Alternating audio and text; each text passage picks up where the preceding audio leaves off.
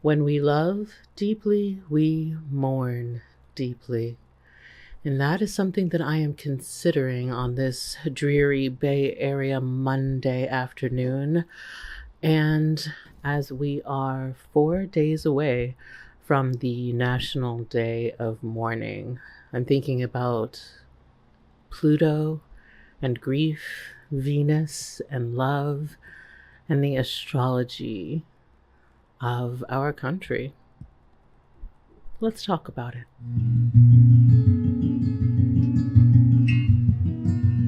This video is being recorded on the traditional unceded territory of the Muwekma Ohlone peoples, who are the traditional stewards of this land who have been removed and erased due to genocide and colonization.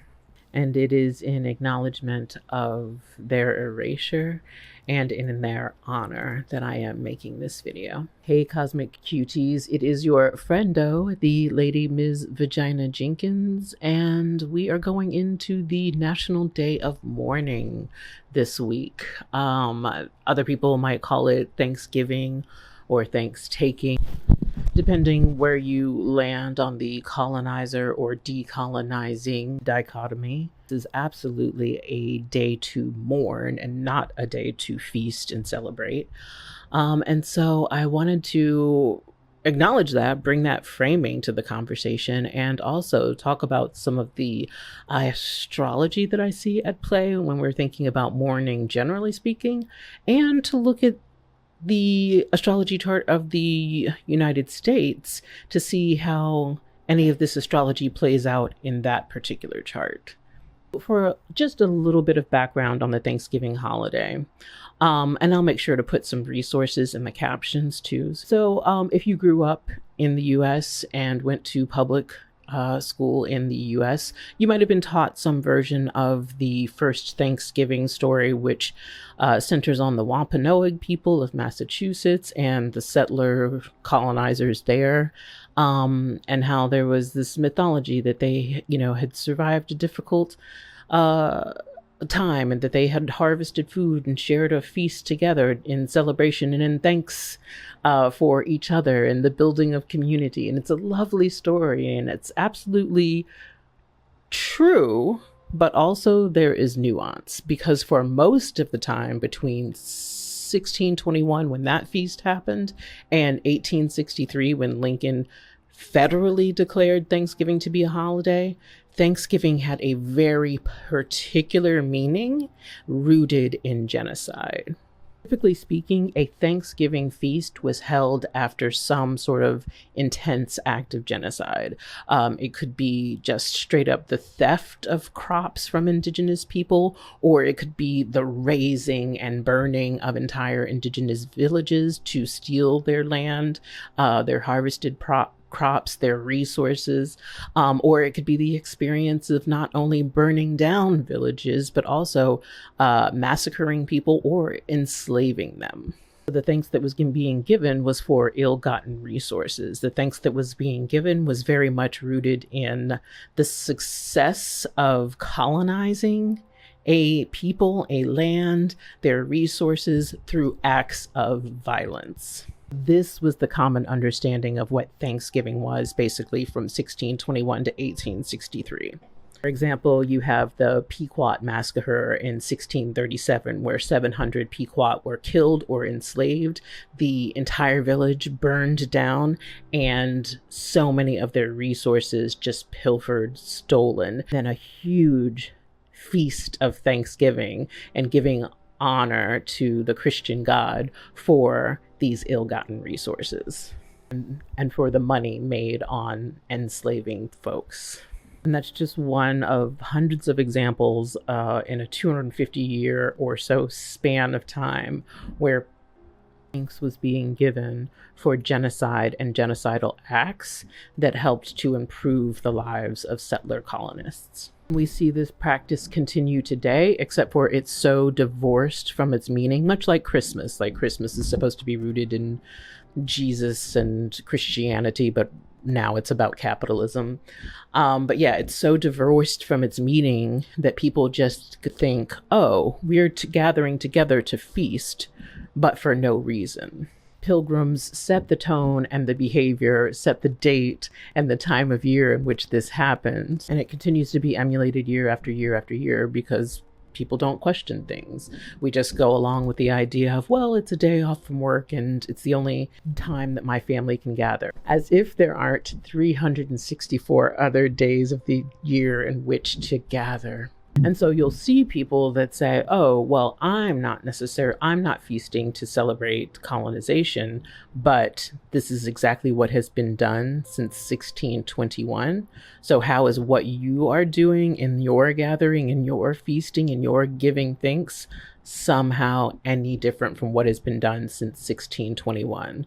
There's also the idea that, oh, this is just time for family. This is the only time that we can get off. But I would gently push back that there are literally 364 days of the year, and you owe it to yourself and the people who were killed violently to find some other time to celebrate family that is not on colonizer holidays.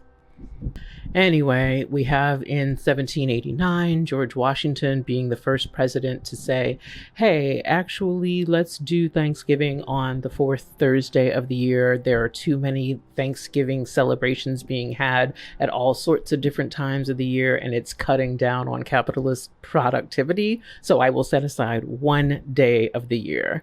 We then get in 1863, President Lincoln saying, yes, this is a federal proclamation. We are signing this into the law that it is actually this day.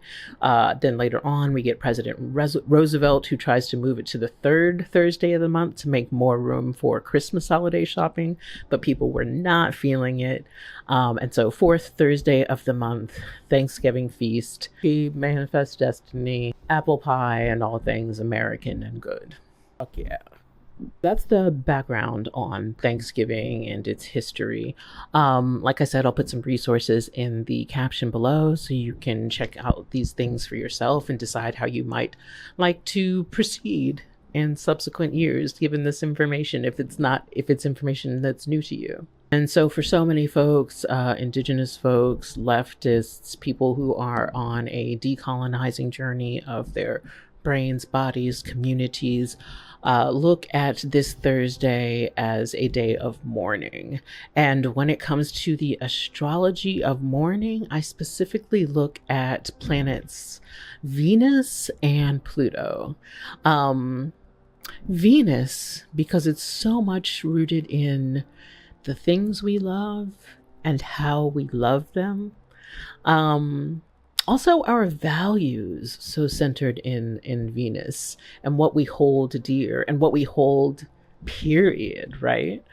And then Pluto, how we react to the losing, the loss, the change of what we hold dear, our reaction and our grief to loss, generally speaking, but also the loss specifically of what we hold dear, the changing and transformation of our values over time, and what interactions are Pluto and Venus making in your chart to talk about how you might mourn and grieve, generally speaking. But because Thanksgiving is an American holiday, I want to look at the chart of the US to see what Pluto and Venus are doing in that particular chart, how they're interacting, so that we can understand how the US, just as a cultural phenomenon, might approach the day of mourning. So let's look at the chart. The reminder, we can run an astrology chart for dang near anything that we have a time and date for. And so a lot of times astrologers will try and understand an entity by understanding the astrology of when it was first formed or any significant cultural event associated with that entity. So, for example, I did chart analysis during Hoodoo Heritage Month last month in October about the astrology of Blackness, and I'll link that video somewhere around here. And the date that I used for that was in 1619, when the first Africans were brought here to be enslaved, and the time that they disembarked in Virginia. And so that is a way that we could analyze any particular entity happening, cultural phenomenon, that kind of thing. So to analyze the US, so many people use the chart of the signing of the Declaration of Independence on July 4th, 1776. And so that is the chart that I'm using. But I want you to know that you could probably use any number of different charts.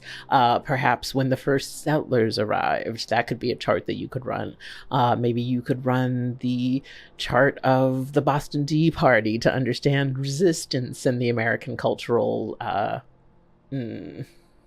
milieu, for lack of a better word. Yeah, there are so many different historical events throughout American history. And so, yeah, many astrologers agree to use this particular chart, which makes the US a Sagittarius rising.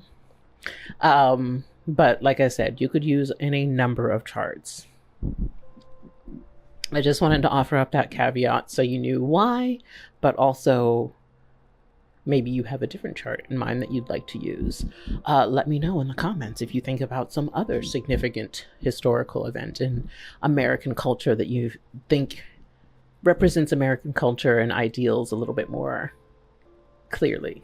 It is a Sagittarius rising chart, which I find particularly embarrassing as a fellow Sagittarius rising, but this is the place where I want to remind you that any number of charts can have the exact same placements, but because free will exists, we get to choose how that energy expresses in our lives.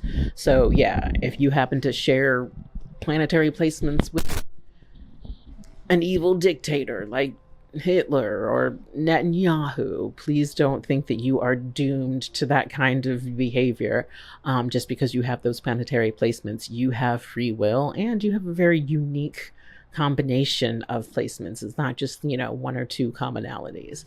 So yeah, keep in mind those things. So yeah, let's look at this chart.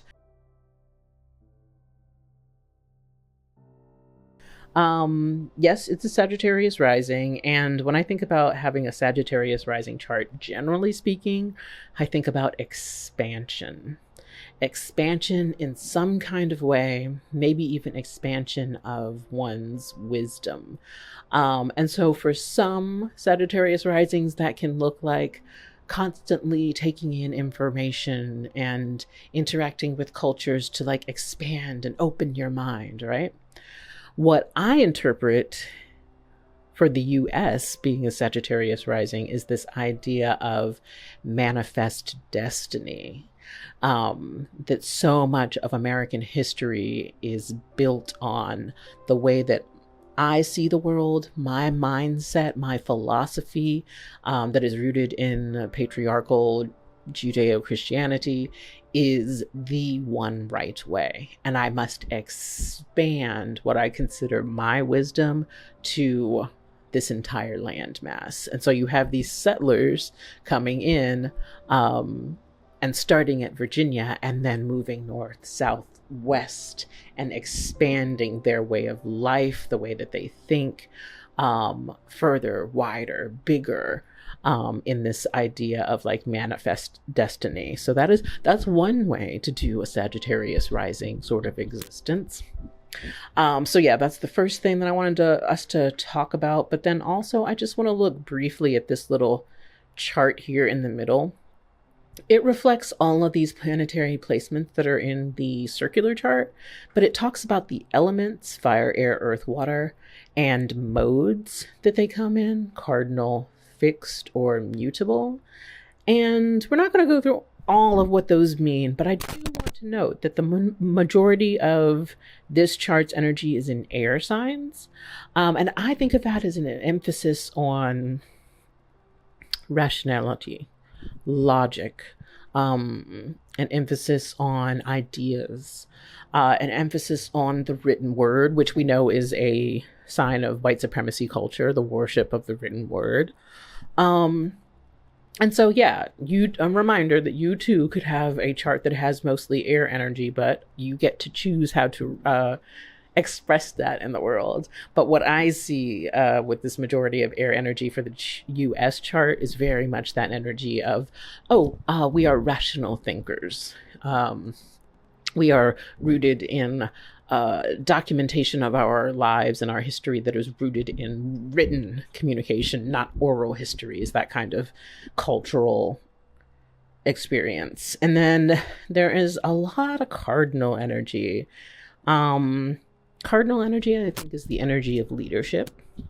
In this case, it seems to be the energy of I am the boss. I am the person who is in charge. My way or the highway kind of energy.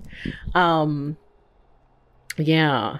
And so what does it mean to consider yourself the boss, the leader, the one who should be in charge of things, and having an emphasis on my rational thought, my thinking and logic and written word is such a important thing. And this Sagittarian energy, is this the experience, which I think it is, of, yes, manifest destiny, but also manifest destiny and I should be in charge.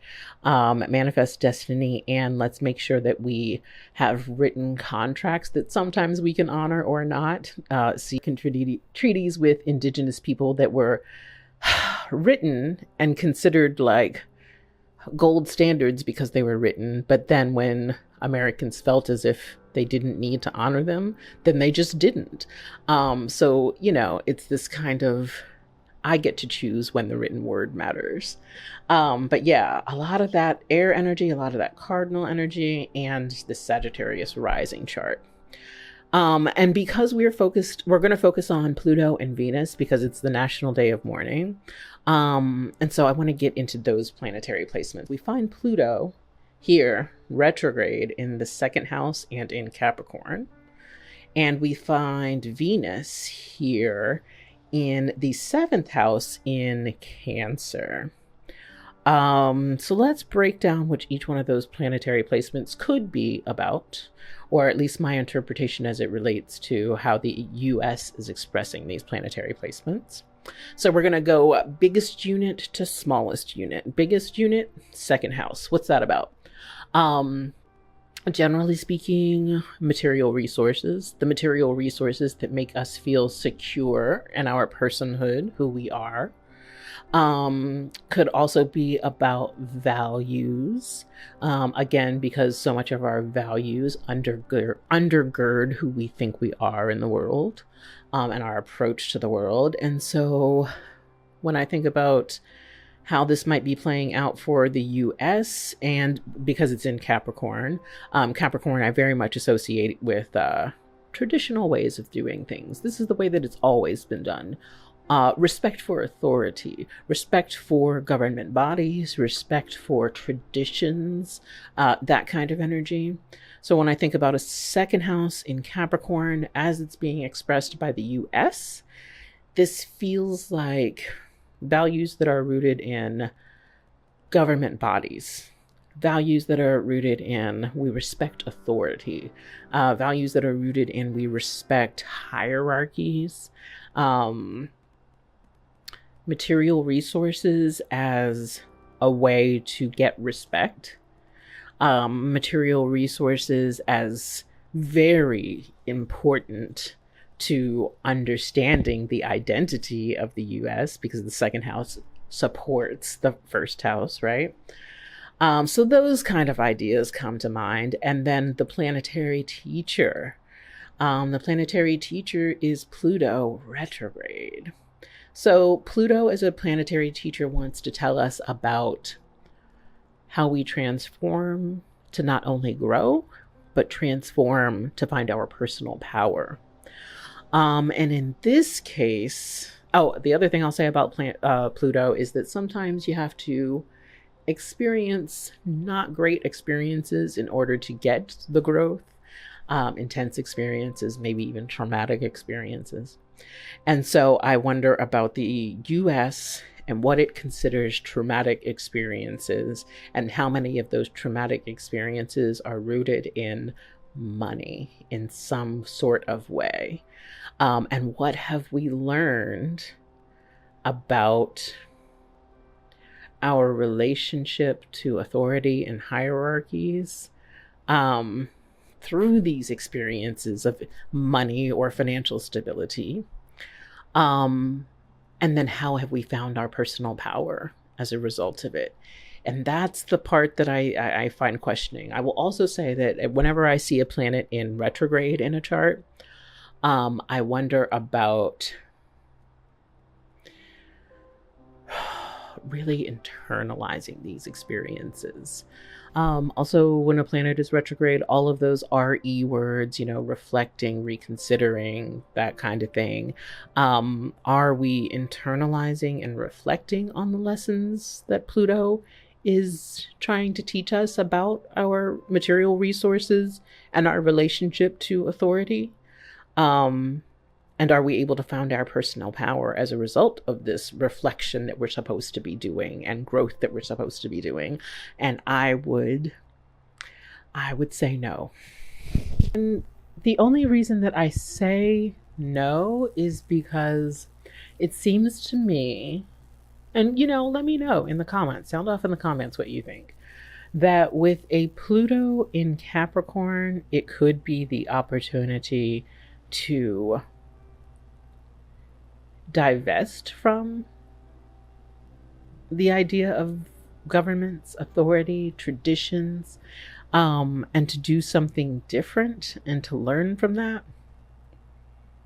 The reason I say that is because part of the second house is in Aquarius, and this is why I wanted to read this chart in Placidus, is because the second house of values and resources starts in Capricorn, but it ends in Aquarius. And so how much of our values were supposed to be rooted in tradition, authority, governmental bodies, but move to the idea of power being shared more egalitarianly. Is that a word? In a more egalitarian fashion among the people, which I feel like is a very second house Aquarius kind of vibe.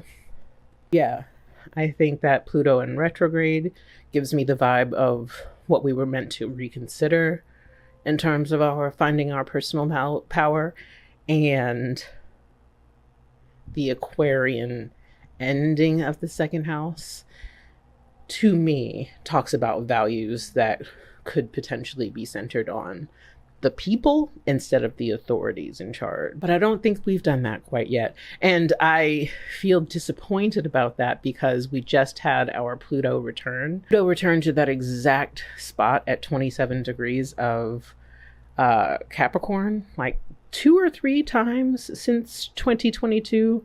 And at all of those places, there were different forms of upset to the government, but the people never really rose up to take their power, nor did the powers that be willingly hand over their power to the people. And it feels sometimes like a missed opportunity, but I have a lot of hope.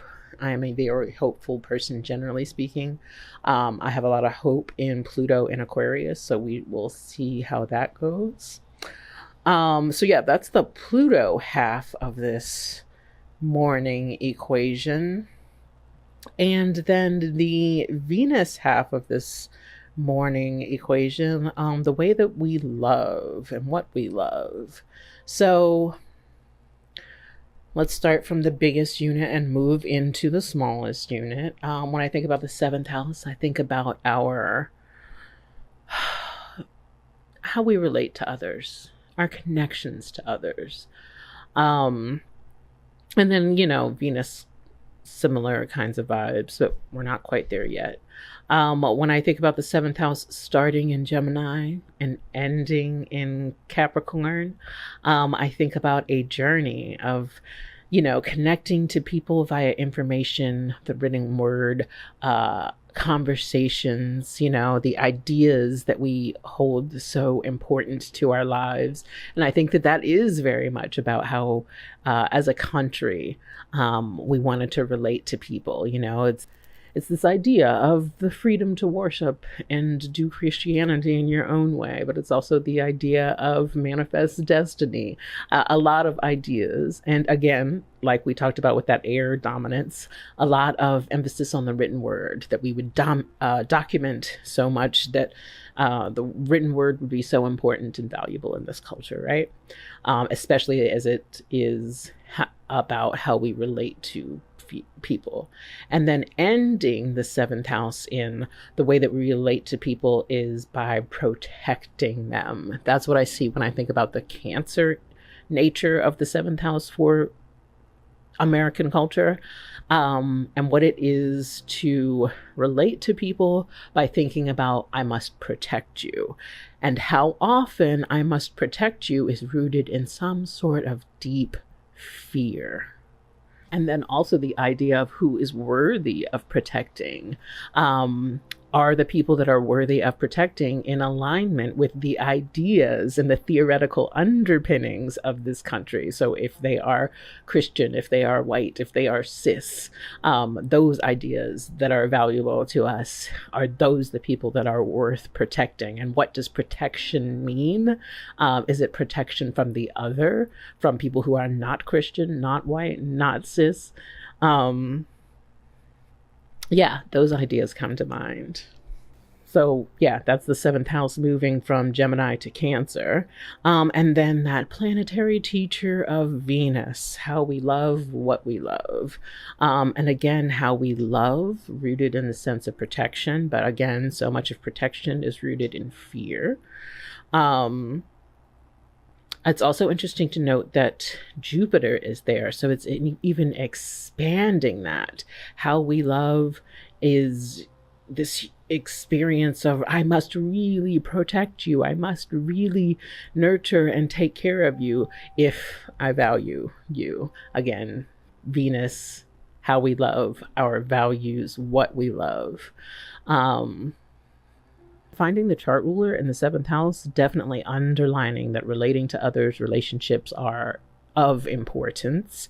And then with Jupiter combining with Venus, how much of the American philosophy and way of being is rooted in those values that are centered on protection. And then what is the relationship between Pluto and Venus? They are seemingly not in a relationship according to this chart, but that's because this chart does not acknowledge the existence of a very particular aspect called an inconjunct. That's when planets are about 150 degrees away from each other, plus or minus like a 10-degree orb, depending on who you are. But yeah, the inconjunct is one of my favorite aspects, and it's very rarely talked about.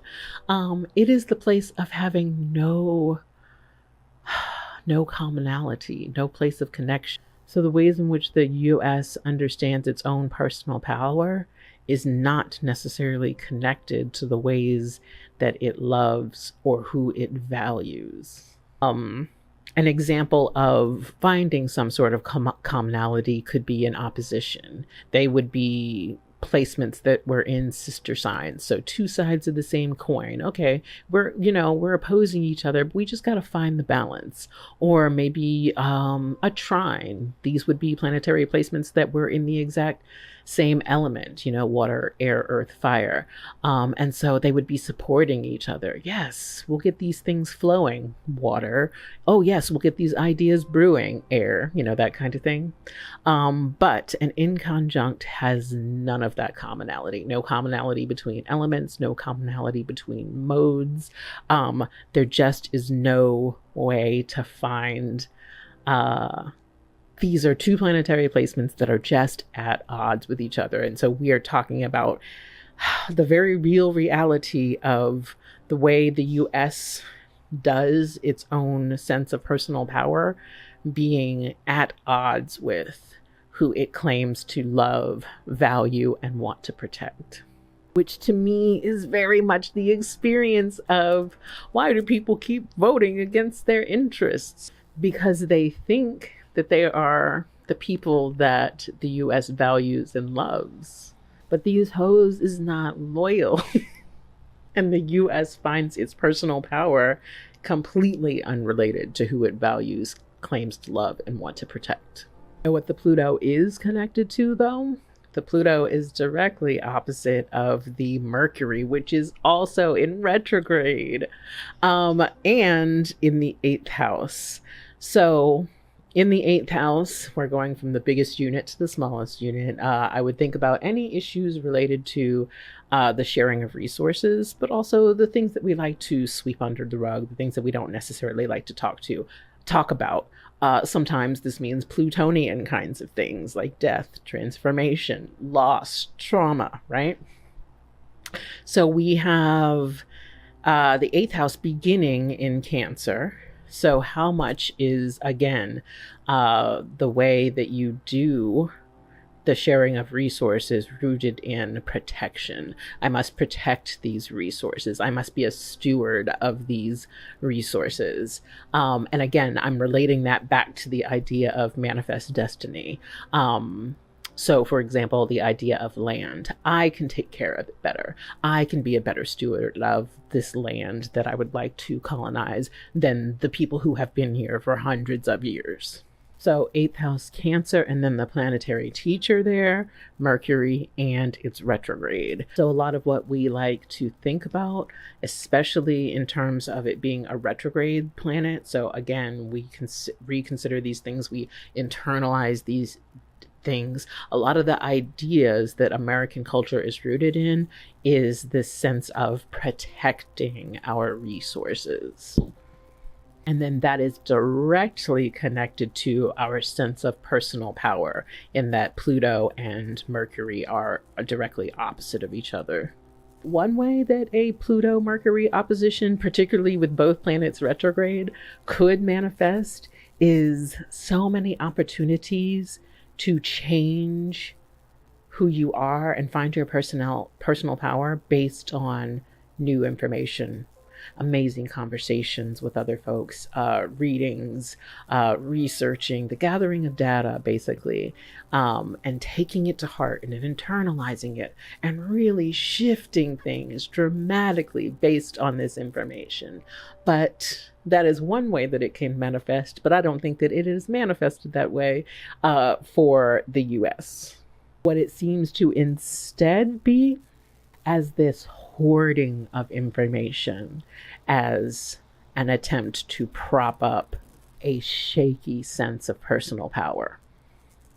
Because this is happening in the 2nd, 8th house axis, I very much am thinking about money and financial resources, and how the US may be using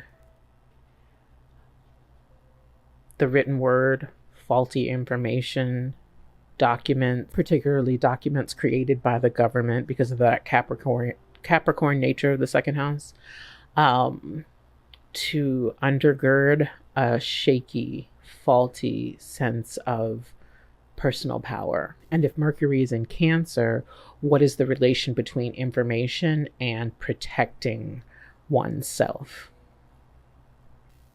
And then if it's also in the 8th house, this place of information that we don't like to talk about, what information is hidden from plain view, to again undergird a shaky sense of personal power.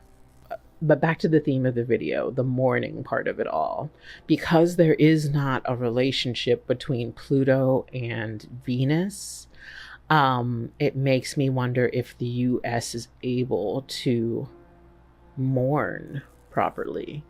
And what I mean is, if there is information being swept under the rug, and there is this shaky sense of personal power, and Pluto is not connected to Venus in any way, the things that you love and value being connected to the way that you change, grow, and step into your personal power, is there any way that the US could ever mourn what it is done in the name of protecting, in the name of manifest destiny.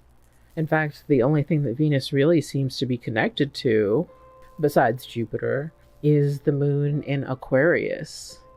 And one way that moon in Aquarius can manifest is a sort of detachment from one's emotions. And that does seem to be the case for the US, that there's not any cultural value on being in touch with one's emotions, understanding the world through this sort of emotional or intuitive lens. Another way that I've seen moon in Aquarius manifest is like, yes, in a detachment from emotionality, but in favor of a sense of freedom, and some of that detachment being rooted in the sense that emotions and perceiving the world through any sort of emotional lens is somehow detrimental to the sense of freedom.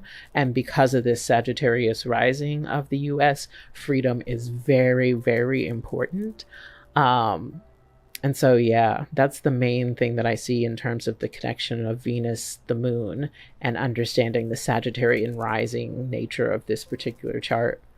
Again, if you have these particular placements, it does not need to manifest in that same way for you. We all have, you know, freedom of choice and free will, but I believe this is how it's manifesting for the US. So yeah, those are just a couple of the placements that I wanted to look at in this particular chart. We could go on and on for hours analyzing this chart. And I have done videos like this before, looking at this particular chart. There's just always something new to discover, I will say that much. But yeah, as it relates to the US and its opportunities to step into its personal power by dismantling the hierarchies and stepping into a version of government that is more centered on humanity, we still have an opportunity to do that. It might be difficult for us to mourn the transgressions of our past, because so much of our Venus energy and the way that we love is rooted in that Cancer, but I was protecting the people that I love kind of energy. And I think it might be difficult to step into that sense of power too, as long as we continue to intellectually rationalize the things that were done and sweep information under the rug about the things that were done.